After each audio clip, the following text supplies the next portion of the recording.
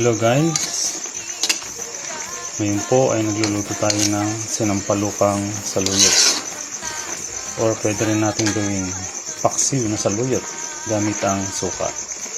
Pero ngayon, ang gagamitin natin pang asim ay sampalok.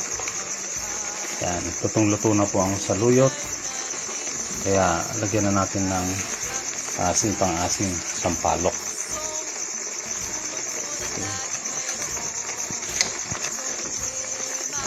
Bago ko po inilagay ang sampalok, lalambot muna natin mabuti ang saluyot. Simple lang po. Ihalo siyang sibuyas, bagoong, at nilagyan ko rin ng konting luya. Pwede na po siyang ulanin yan dahil malambot na yung saluyot. Thank you for watching.